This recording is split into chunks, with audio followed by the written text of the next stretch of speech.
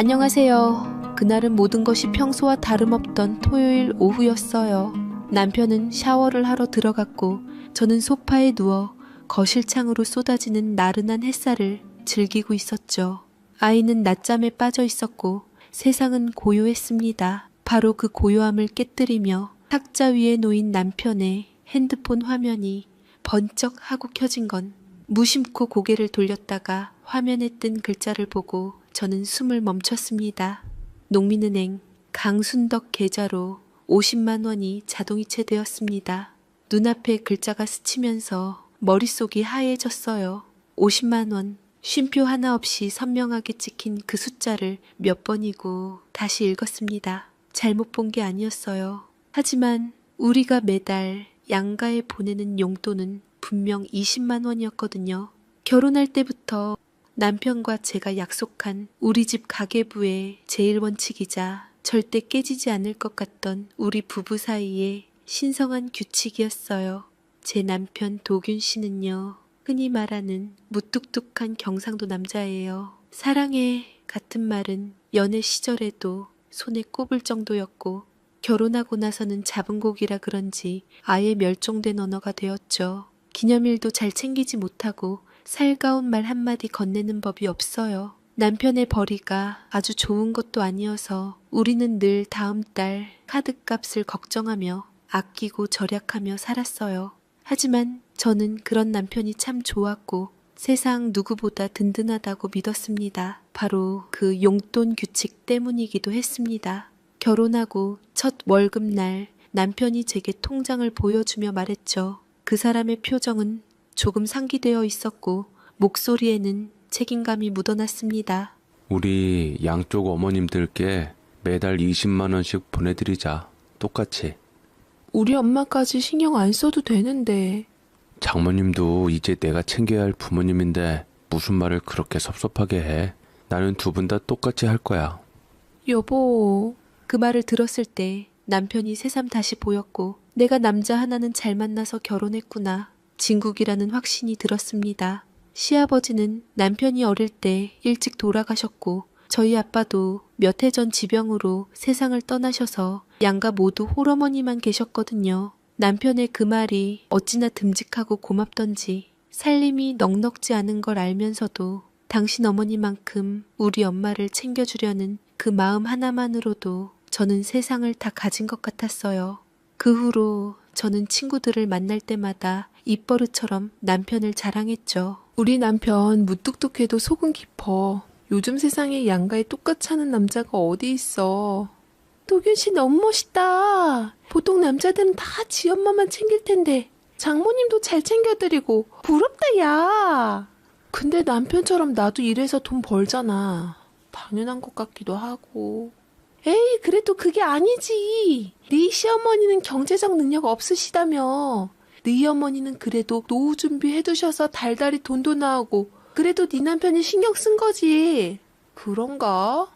친구들은 부럽다는 눈빛으로 저를 쳐다봤고 저는 으쓱해진 어깨를 감추지 못했습니다. 그 20만 원은 단순한 돈이 아니었어요.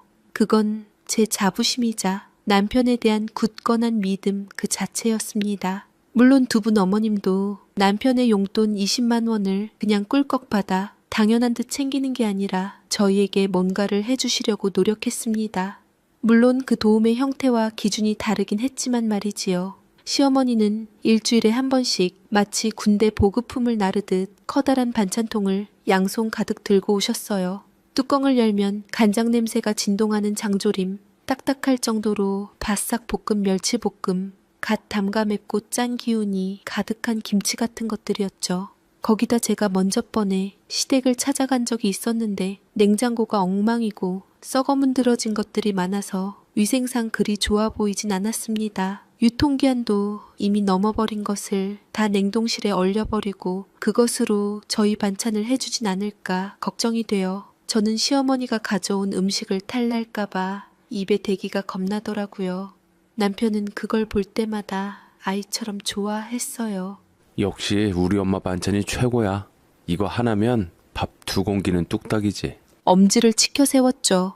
하지만 솔직히 말하면 저는 시어머니의 반찬이 너무 힘들었어요. 위생도 걱정이 되었지만 거기다 모든 음식이 혀가 아릴 정도로 짰거든요. 건강을 생각해서 싱겁게 먹으려고 노력하는 제게는 보역이나 다름없었죠. 시어머니 반찬을 좋아하는 남편 걱정도 들어 조심스레 말씀도 드려봤지요. 어머님, 조금만 싱거우면 더 맛있을 것 같아요.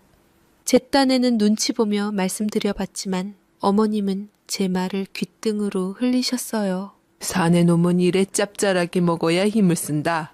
맹탕 같은 음식 먹어봤자 먹은 것 같지도 않을 것 같은데. 별 수 없이 이후로는 포기했죠.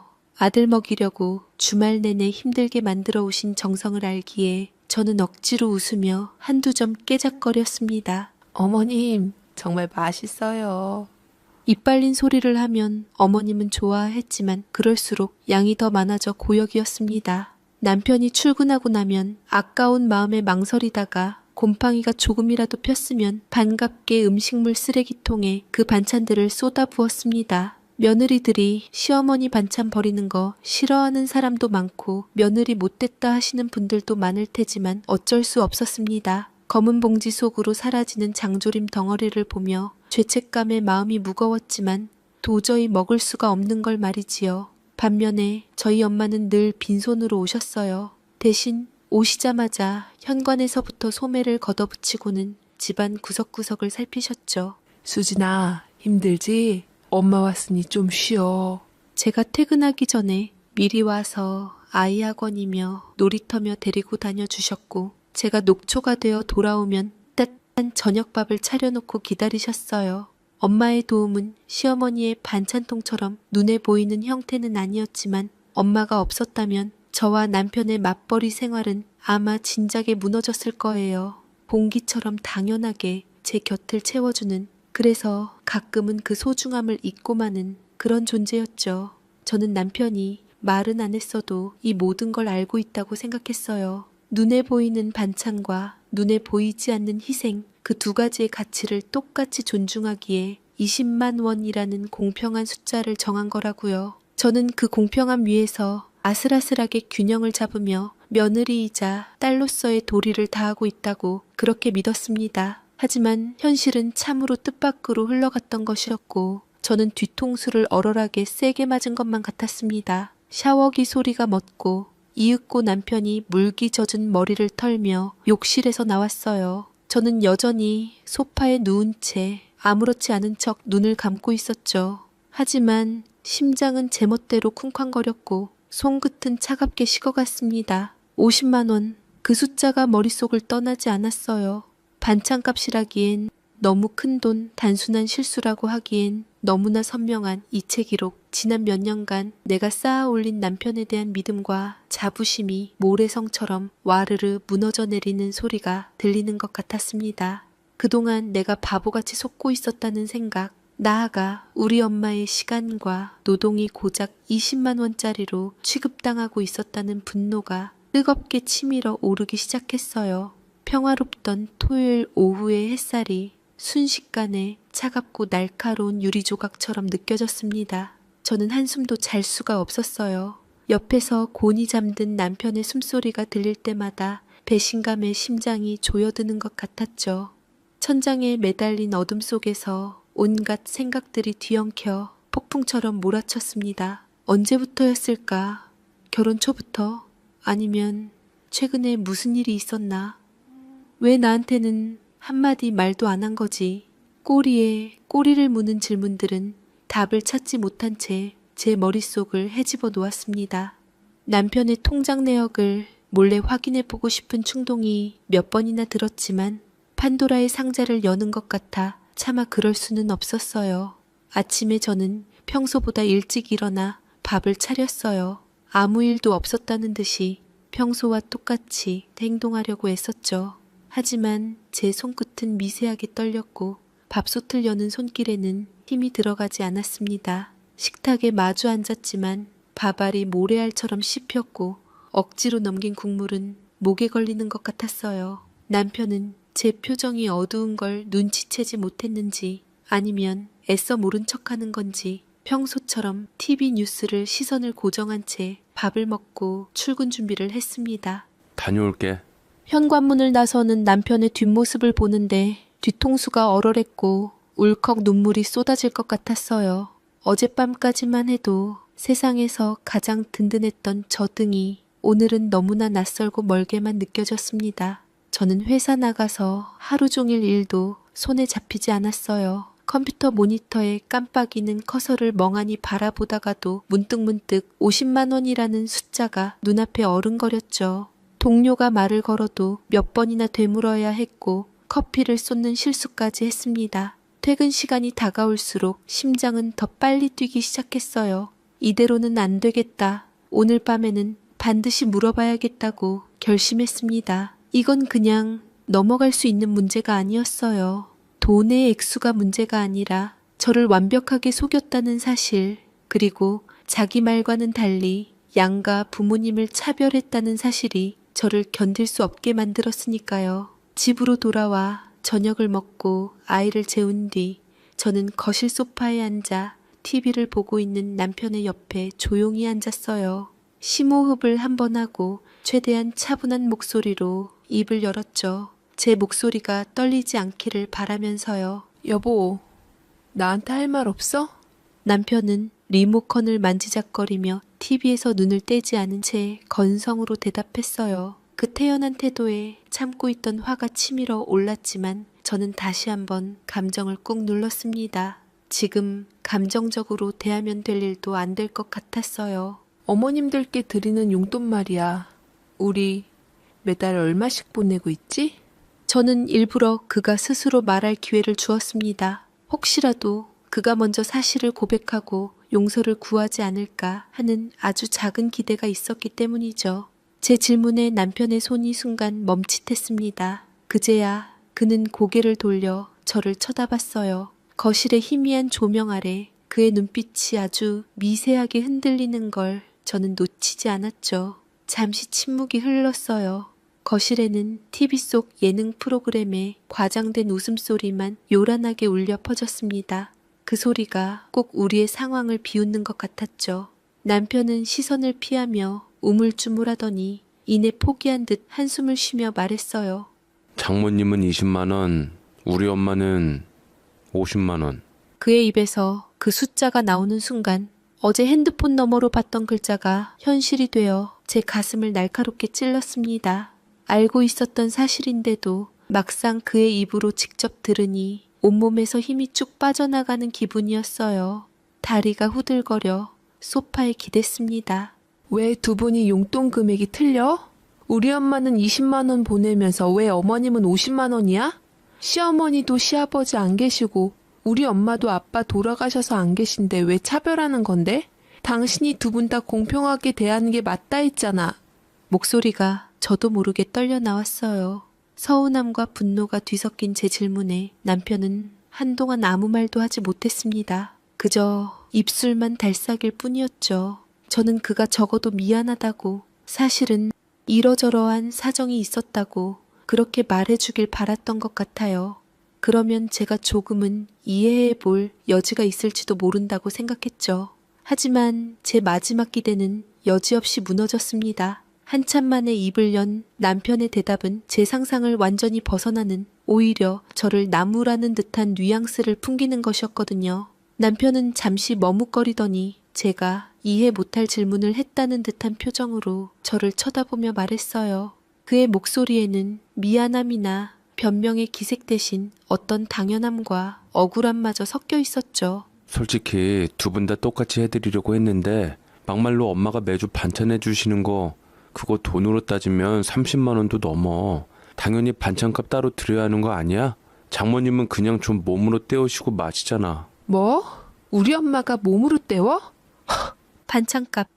그 단어를 듣는 순간 저는 제 귀를 의심했어요. 거기다 우리 엄마가 우리를 위해서 애봐주고 집안일 해주는 것을 몸으로 뜬다고 생각을 했다니, 머리를 한 대 세게 얻어맞은 것처럼 멍해졌죠.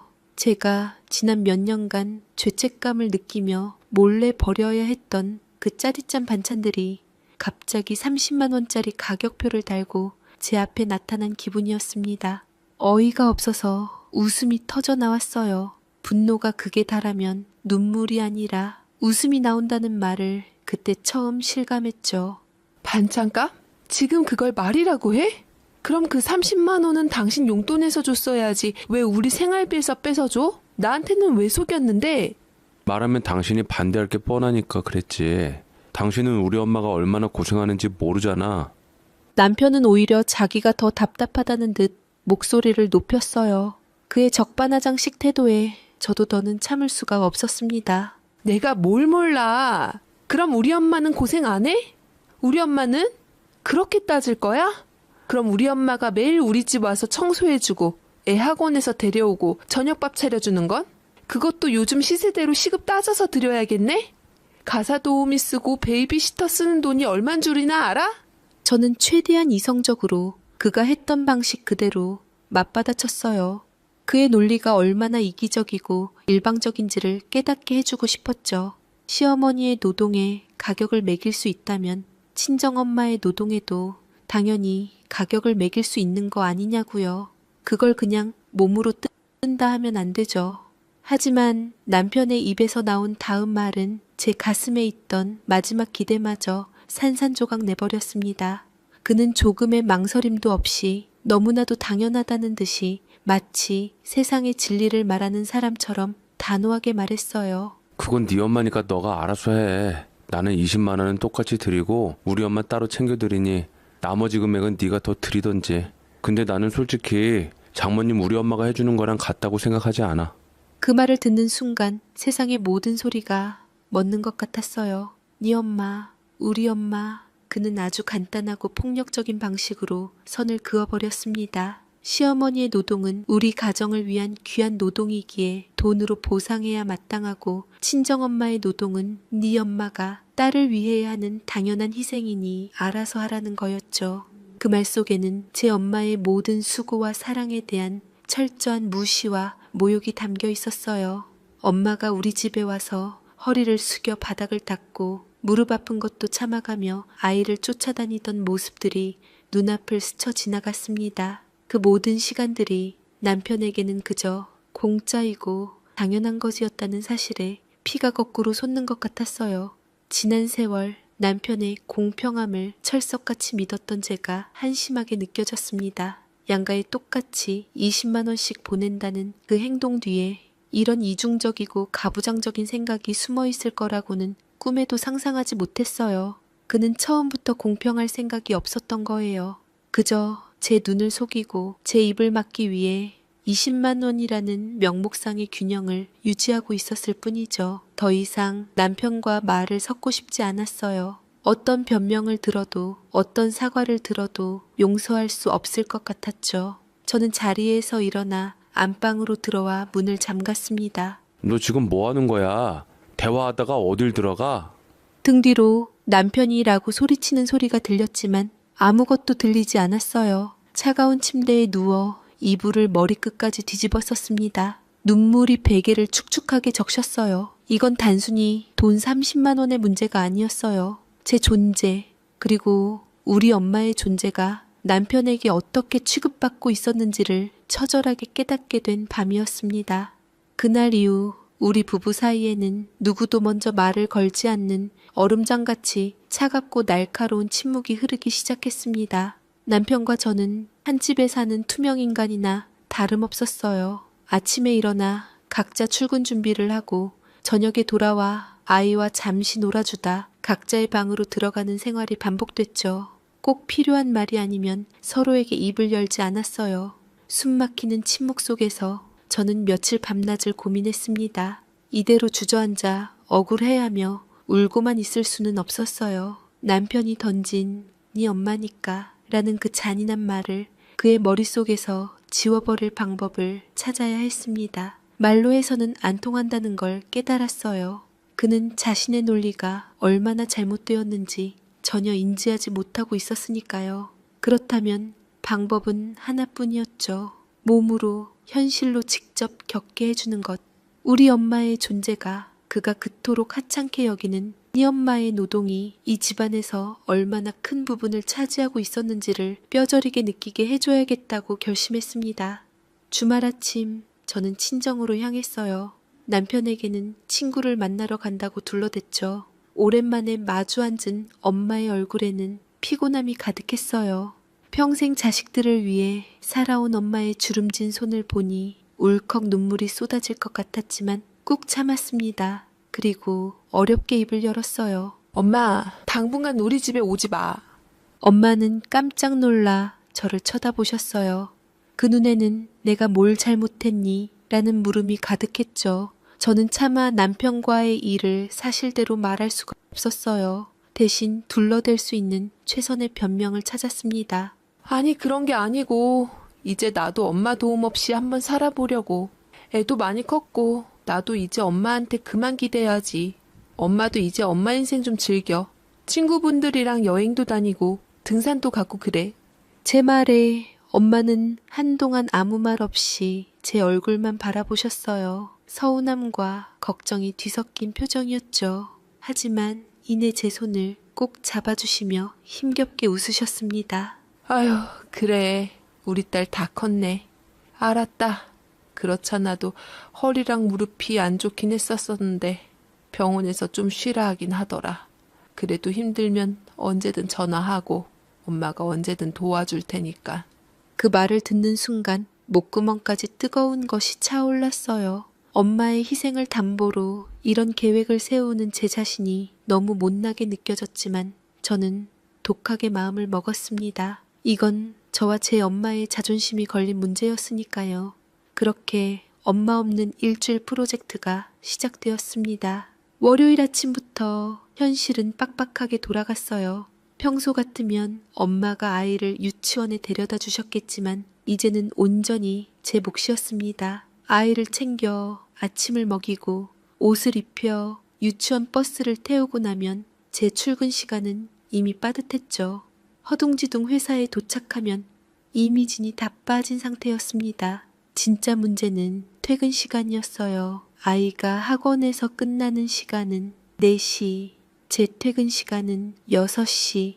그 2시간의 공백을 메워주던 엄마가 없으니 저는 발을 동동 구를 수밖에 없었죠.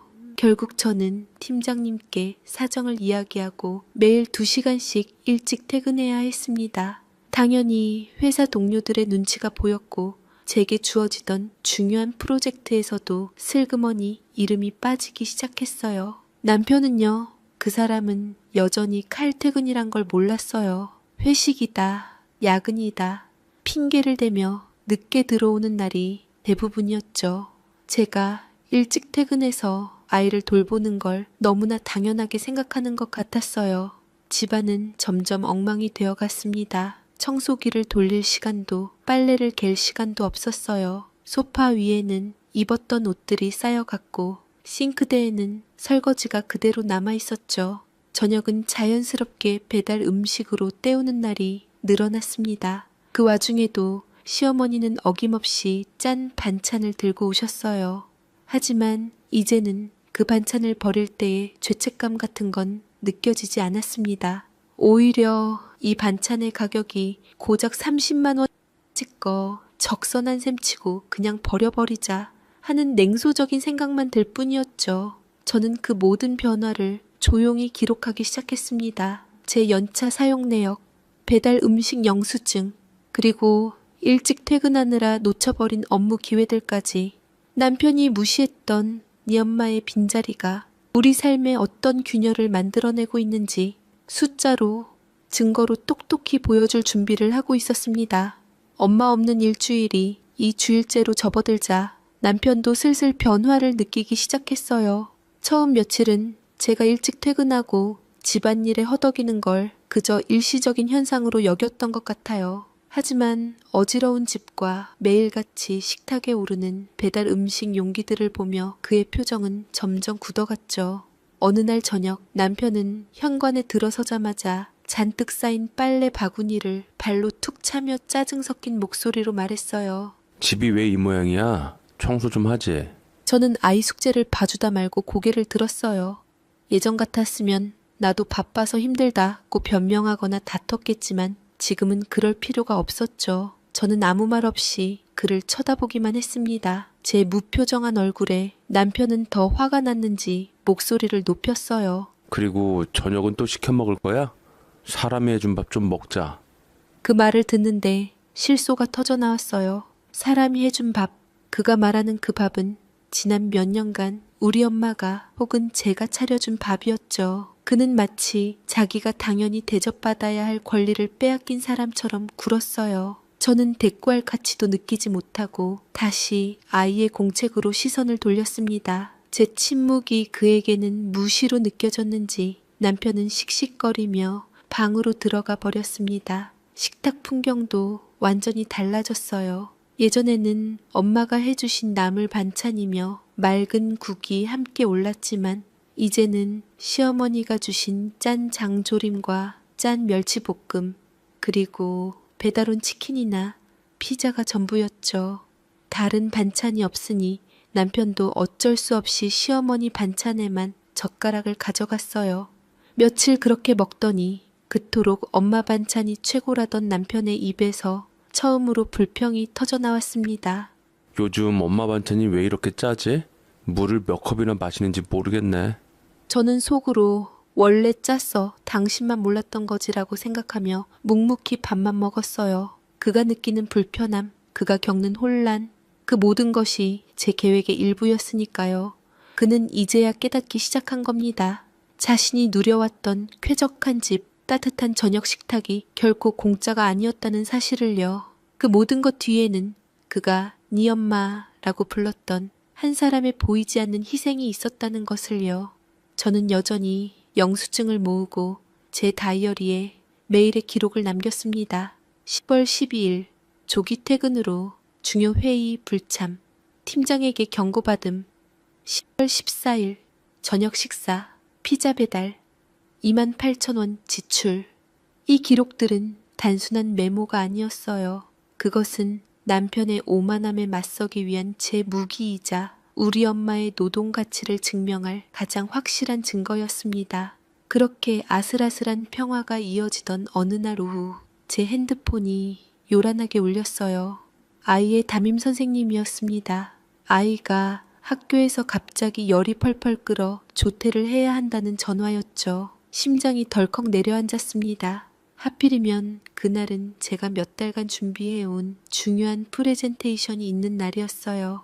지금 자리를 비우면 모든 것이 물거품이 될 상황이었죠. 머릿속이 하얘졌습니다. 평소 같았으면 망설임 없이 엄마에게 전화를 걸었을 텐데 그럴 수가 없었어요. 다급해진 저는 남편에게 전화를 걸었습니다. 제발 이번 한 번만이라도 그가 아빠로서의 역할을 해주길 바라면서요. 여보세요? 여보세요? 하늘이 아빠? 무슨 일이야? 수화기 너머로 들려오는 남편의 목소리는 시끄러운 사무실 소음에 섞여 웅거렸어요. 내가 웬만하면 가겠는데 중요한 프레젠테이션 때문에 못 갈 것 같아. 당신 얼른 지금 학교에 가서 하늘이 조퇴시키고 병원에 데려가야 할 것 같아. 저는 다급하게 아이의 상황을 설명했습니다. 열이 39도까지 올랐고 당장 학교로 가서 아이를 데려와야 한다고. 나는 지금 정말 꼼짝할 수 없는 상황이라고 애원하듯 말했죠. 제발 당신이 가달라고요. 잠시 침묵이 흘렀습니다. 저는 그 짧은 순간 동안 간절히 기도했어요. 제발. 하지만 제 기대는 여지없이 무너졌습니다. 수화기 너머로 들려온 남편의 목소리는 차갑고 단호했어요. 나 지금 중요한 회의 들어가야 해서 못 가. 당신이 어떻게 좀 해봐. 나도 지금 발표 직전이란 말이야. 당신한테는 아이보다 회의가 더 중요해? 나라고 안 가고 싶어서 안 가는 줄 알아? 어쩔 수 없잖아. 그 말을 끝으로 전화는 툭 하고 끊겼습니다. 어쩔 수 없잖아. 그 말이 제 머릿속을 맴돌았어요. 늘 그런 식이었죠. 그에게는 언제나 어쩔 수 없는 이유가 있었고 그 뒷감당은 언제나 제 몫이거나 혹은 우리 엄마의 몫이었습니다. 분노와 절망감이 동시에 밀려왔어요. 아픈 아이에 대한 걱정과 중요한 발표를 망칠지도 모른다는 불안감, 그리고 남편에 대한 원망이 뒤섞여 눈앞이 캄캄해졌습니다. 발표 시간이 점점 다가오고 저는 패닉 상태에 빠졌어요. 이대로는 안 되겠다 싶어 결국 팀장님께 자초지종을 설명하고 양해를 구했습니다. 팀장님은 제 사정을 이해해 주셨지만 그 실망한 표정까지는 감추지 못하셨죠. 저는 동료들에게 몇 번이고 고개를 숙이며 사과하고 회의실을 뛰쳐나왔습니다. 택시를 타고 학교로 가는 내내 손톱을 물어뜯었어요. 머릿속으로는 수만 가지 생각이 스쳐 지나갔죠. 엄마한테 전화할까? 아니야. 그럼 이 모든 게 소용없어져. 남편은 지금쯤 회의실에 들어가 있겠지. 아픈 아이는 안중에도 없을 거야. 택시 창밖으로 스쳐 지나가는 풍경들이 흐릿하게 번져 보였습니다. 하지만 학교에 도착하기도 전에 저는 결정을 내려야 했어요. 이대로 제가 아이를 데리고 집에 가면 오늘 하루는 완전히 날아가 버리는 거였죠. 회사에서의 제 입지는 더욱 좁아질 테고 몇 달간의 노력이 물거품이 되는 순간이었습니다. 그 순간 문득 스마트폰 광고에서 봤던 맘시터 앱이 떠올랐어요. 아이를 대신 돌봐주는 사람을 연결해주는 서비스였죠. 망설일 시간이 없었어요. 저는 앱을 켜고 가장 비싼 요금의 긴급 돌봄 서비스를 신청했습니다. 몇 분 뒤 근처에 있던 시터분과 연결되었다는 알림이 떴어요. 저는 학교 보건실에 전화를 걸어 잠시 후 시터분이 도착할 거라고 말씀드리고 곧바로 택시를 돌려 회사로 향했습니다. 차가운 유리창에 이마를 기댄 채 눈을 감았어요. 생면부지의 사람에게 아픈 아이를 맡겨야 한다는 불안감과 죄책감이 심장을 짓눌렀지만 어쩔 수 없었어요. 남편이 제게 남겨준 선택지는 이것뿐이었으니까요. 그날 발표는 엉망이었습니다. 집중할 수 없었고 계속해서 핸드폰만 쳐다봤죠. 발표가 끝나자마자 저는 도망치듯 회사를 빠져나와 집으로 향했습니다. 집에 도착하니 낯선 아주머니가 아이에게 물수건을 올려주고 계셨어요. 아이는 끙끙 앓는 소리를 내며 잠들어 있었죠. 시터분께 몇 번이고 감사 인사를 하고 비싼 요금을 계좌로 이체해드렸습니다. 그녀가 떠나고 텅 빈 집에 아픈 아이와 단둘이 남게 되자 참았던 눈물이 터져 나왔어요. 아이에게 너무 미안했고 이런 상황까지 오게 만든 남편이 죽도록 미웠습니다. 한참을 울다가 저는 문득 정신을 차리고 컴퓨터 앞에 앉았어요. 그리고 망설임 없이 엑셀 파일을 열었습니다. 저는 그날의 지출을 정확하게 기록했어요. 긴급아이 돌봄 서비스 비용 4시간. 그리고 그 아래에 새로운 항목을 추가했죠. 나의 조기 퇴근 및 발표 실패로 인한 인사고과 불이익, 예상 기회비용, 측정 불가. 측정 불가라고 적은 그 글자가 제 마음을 더 아프게 찔렀습니다. 이것이 바로 오늘 하루 남편의 무책임함으로 인해 제가 지불해야 했던 대가였습니다. 아이의 열은 다행히 다음 날 아침이 되자 조금 내렸어요. 하지만 저는 회사를 갈 수 없었죠. 아픈 아이를 혼자 둘 수는 없었으니까요. 결국 연차를 냈습니다. 남편은 아침에 일어나 아이 이마를 한번 짚어보더니 열 내렸네. 다행이다. 한마디를 툭 던지고는 평소처럼 출근해버렸어요. 마치 어제의 일은 자신과 아무 상관없다는 듯한 태도였습니다. 그 뒷모습을 보며 저는 더 이상 분노도 느껴지지 않았습니다. 그저 마음이 차갑게 식어버렸어요. 아이를 돌보며 하루를 보내는 동안 저는 머릿속으로 계획을 정리했습니다. 지난 2주간 모아온 기록들, 영수증들, 그리고 제 감정까지 이제 이 모든 것을 남편 앞에 꺼내놓을 시간이었습니다. 더 이상 피하거나 침묵으로 일관하지 않을 생각이었어요. 그가 그토록 좋아하는 숫자와 가치로 그가 얼마나 어리석었는지를 증명해 보일 참이었습니다. 그날 저녁 남편이 퇴근하고 돌아왔어요. 그는 여전히 불편한 기색이었지만 아픈 아이 앞이라 그런지 먼저 말을 걸어왔죠. 아이는 좀 어때? 괜찮아. 저는 짧게 대답하고는 식탁 의자를 빼서 그를 앉혔습니다. 그리고 제 방에서 미리 출력해온 A4 용지 한 장을 그의 앞에 조용히 내려놓았어요. 남편은 영문을 모르겠다는 표정으로 종이를 내려다봤습니다. 종이의 맨 위에는 굵은 글씨로 제목이 쓰여 있었죠. 친정어머니 부재로 인해 발생한 이 주간 발생 비용 명세서. 남편의 눈이 커지는 것이 보였어요. 그는 천천히 고개를 들어 저를 쳐다봤지만 저는 아무 말 없이 턱짓으로 종이를 가리켰습니다. 다시 읽어보라는 무언의 압박이었죠. 남편은 마른 침을 삼키며 다시 종이로 시선을 돌렸습니다. 그 종이에는 지난 2주간의 기록이 엑셀표처럼 깔끔하게 정리되어 있었어요. 아이등 하원 도우미 대체 비용 시급 15,000원, 2시간 열흘 30만 원, 긴급 아이 돌봄 서비스 비용 4시간 3만 원, 가사 도우미 대체 비용 주 1회 4시간 기준 2주 배달 음식 및 외식 비용 30만 원, 영수증 첨부, 나의 연차 사용 및 조기 퇴근으로 인한 기회 비용 측정 불가, 그리고 맨 아래 모든 항목을 합산한 금액이 적혀 있었죠.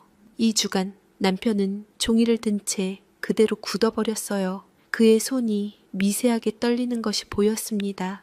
그는 믿을 수 없다는 듯이 종이와 제 얼굴을 번갈아 쳐다봤죠. 거실에는 시계 초침 소리만이 유난히 크게 들렸습니다.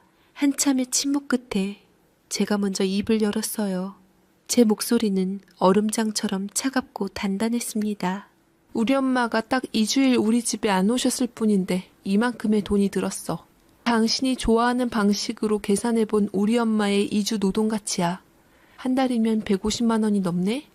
당신이 말하는 반찬값 30만 원보다 훨씬 비싸지 않아? 몸으로 때우는 값이?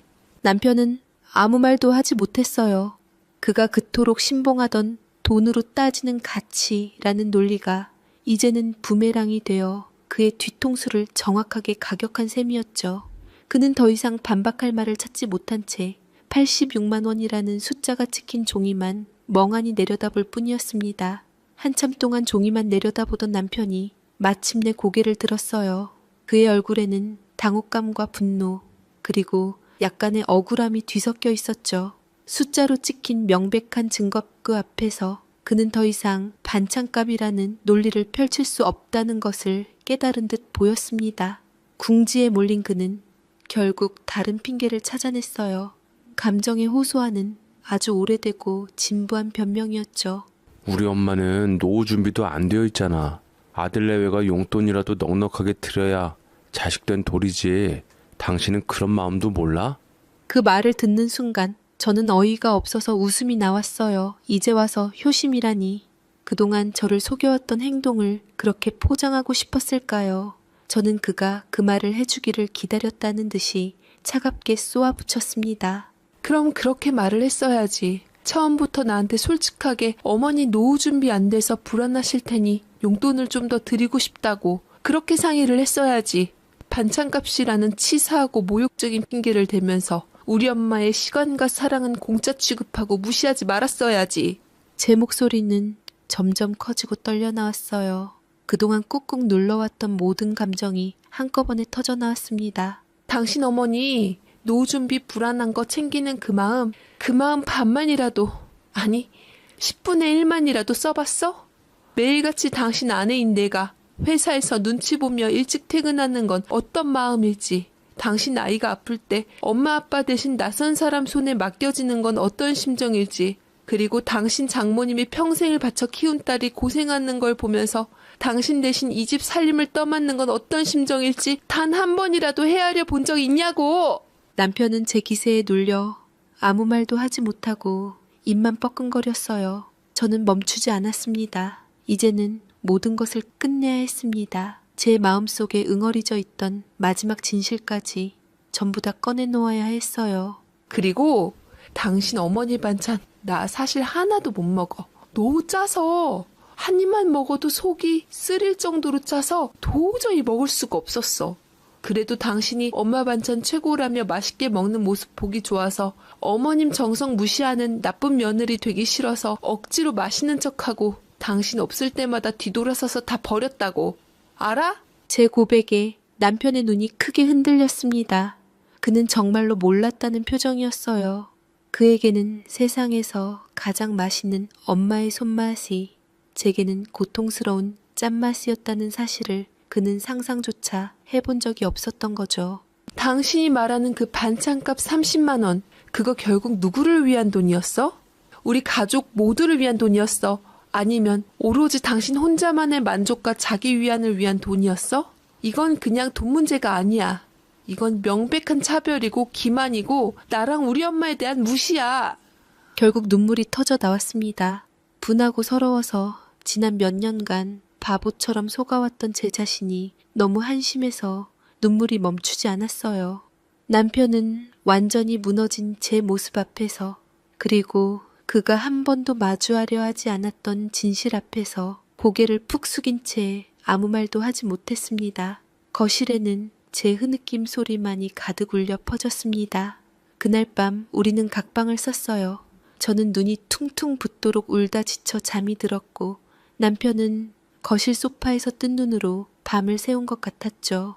다음 날 아침 식탁에는 무거운 침묵이 감돌았습니다. 하지만 그 침묵의 무게는 이전과는 조금 달랐어요. 이전의 침묵이 서로를 향한 분노와 외면이었다면, 그날의 침묵은 차마 서로의 얼굴을 마주할 용기가 없는 어색하고 무거운 공기에 가까웠습니다. 주말 내내 우리는 거의 말을 섞지 않았어요. 남편은 평소와 달리 TV를 보거나 잠을 자는 대신 멍하니 창밖을 보거나 아이와 어색하게 놀아주며 시간을 보냈죠. 저는 그런 남편을 애써 외면하며 제 할 일을 했습니다.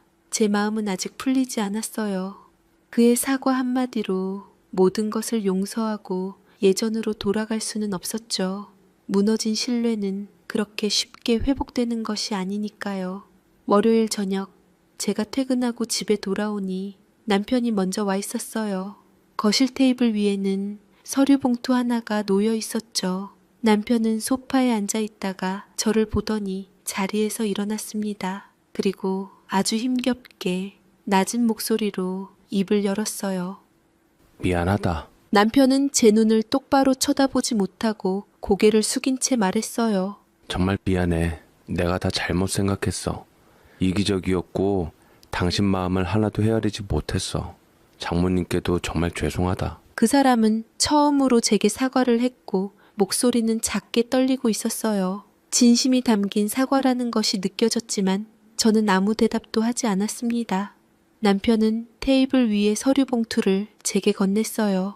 제가 받아 열어보니 안에는 은행에서 발급받은 자동이체 변경 신청서가 들어있었습니다. 시어머니께 가던 50만 원의 자동이체를 해지하고 양가 어머님 두 분께 똑같이 30만 원씩 이체되도록 새로 신청한 서류였죠. 그것은 어떻게 보면 그 사람의 변화를 보여주는 작은 증거였습니다. 하지만 저는 그것만으로는 부족하다고 생각했어요. 이건 단순히 용돈 금액을 맞추는 것으로 끝날 문제가 아니었으니까요. 남편의 근본적인 생각과 생활 방식이 바뀌지 않으면 비슷한 문제는 언제든 다시 터질 수 있었습니다. 저는 서류를 내려놓고 남편을 마주보며 말했어요. 이걸로 다 됐다고 생각하지 마. 우린 이제부터 다시 시작해야 돼. 당신이랑 나, 그리고 우리 가족의 규칙을 새로 만들어야 한다고. 그걸 계기로 우리는 아주 오랜만에 식탁에 마주 앉아 이야기를 나눴습니다. 저는 더 이상 감정적으로 화를 내거나 울지 않았어요. 대신 지난 2주간 제가 겪었던 일들, 회사에서 느꼈던 불안감, 아이를 낯선 사람에게 맡겨야 했던 공포, 그리고 우리 엄마의 희생을 당연하게 여기는 당신의 태도에 느꼈던 모멸감까지 모든 것을 차분하고 논리적으로 설명했습니다. 남편은 고개를 숙인 채 제 이야기를 모두 들었어요. 변명하거나 반박하지 않았죠. 제 이야기가 끝나고 한참의 침묵이 흐른 뒤 남편이 먼저 새로운 규칙을 제안했습니다. 첫째, 양가 용돈은 무조건 똑같이 드린다. 둘째, 도움에 대한 감사는 돈이 아닌 다른 방식으로 표현한다. 시어머니께는 힘들게 반찬 해오시게 하지 말고 대신 우리가 자주 찾아뵙고 함께 외식하는 횟수를 늘리자고 했어요. 친정어머니께는 정기적으로 우리가 돈을 모아 여행을 보내드리거나 가사 도우미를 불러들여서 엄마만의 시간을 가질 수 있게 해드리자고 했죠. 그리고 마지막으로 남편은 뜻밖의 가장 중요한 약속을 했습니다. 가사랑 육아는 이제 우리가 함께 책임지자. 내가 앞으로 하늘이 등원은 무조건 책임질게. 그리고 일주일에 2번은 무슨 일이 있어도 칼퇴근해서 당신 저녁밥 차려주도록 노력할게. 정말로. 진심이야? 당신 그 말 정말 지킬 수 있어? 지키도록 노력하려고 당신 앞에서 약속하는 거야. 그 사람의 입에서 우리라는 단어가 나오는 순간 제 마음속에 단단하게 얼어붙어 있던 무언가가 조금씩 녹아내리는 것을 느꼈습니다. 이것은 그 사람의 항복 선언이 아니었어요. 무너진 가정을 다시 일으켜 세우기 위한 한 사람의 진심 어린 노력이자 새로운 시작을 위한 약속이었습니다. 저는 말없이 고개를 끄덕였습니다.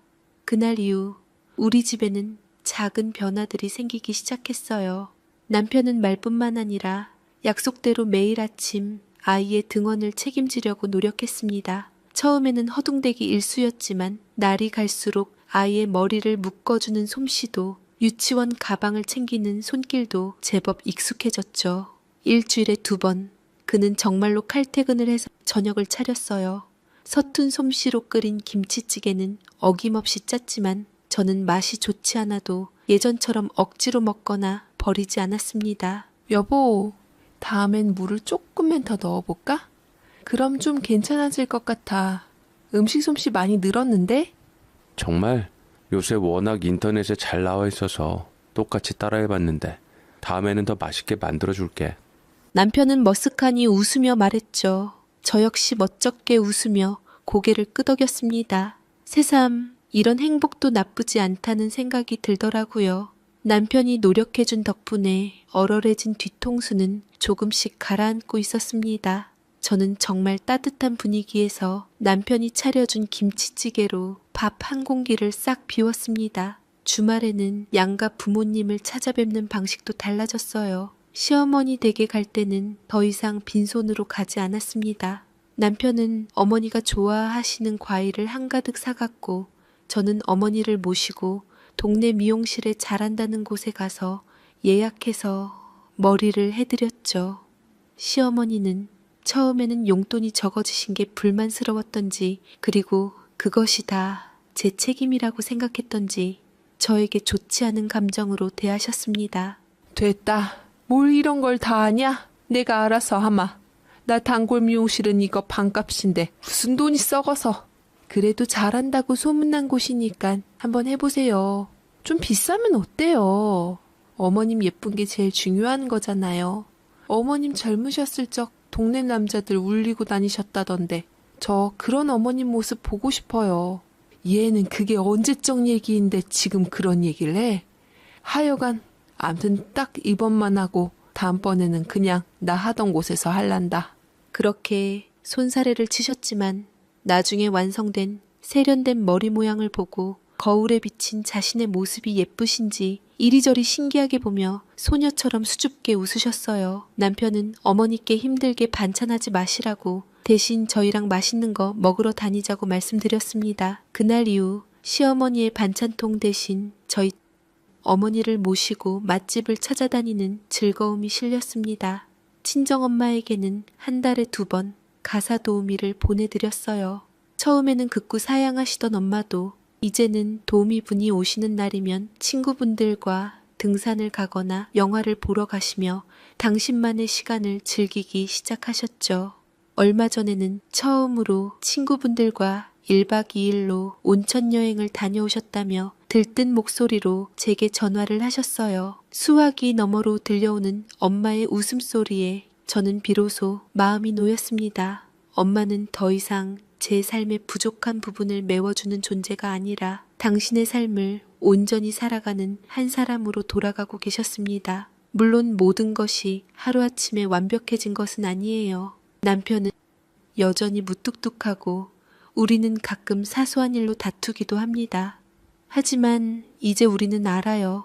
문제가 생겼을 때 침묵하거나 서로를 탓하는 대신 어떻게 마주 앉아 이야기해야 하는지를요.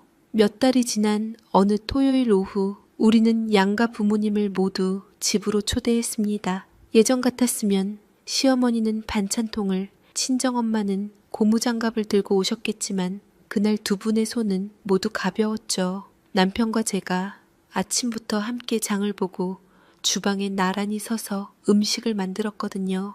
남편은 서툰 칼질로 채소를 썰고 저는 옆에서 간을 맞췄습니다. 시어머니는 거실 소파에 앉아 아이의 재롱을 보며 웃으셨고 친정엄마는 그런 시어머니 옆에서 과일을 깎으며 담소를 나누셨어요. 그 평화로운 풍경을 바라보는데 문득 눈시울이 뜨거워졌습니다. 잠시 후 우리가 함께 차린 음식들이 식탁 위에 가득 차려졌어요. 짜디짠 장조림도 누군가의 희생으로 만들어진 밥상도 아니었죠. 조금은 서툴지만 서로의 마음을 헤아리며 함께 만들어낸 딱 알맞은 간의 음식들이었습니다. 모두가 식탁에 둘러앉아 웃으며 밥을 먹는 모습을 보며 저는 깨달았습니다. 가족의 가치는 돈으로 계산하는 것이 아니었어요. 반찬값이나 시급 같은 숫자로 매길 수 있는 것이 아니라는 것을 남편도 이번 일로 인해서 배웠을 거예요. 그것은 서로의 시간을 존중하고 보이지 않는 수고를 알아주고 고맙고 미안한 마음을 솔직하게 표현하는 것, 바로 그 마음에서부터 시작되는 것이었습니다.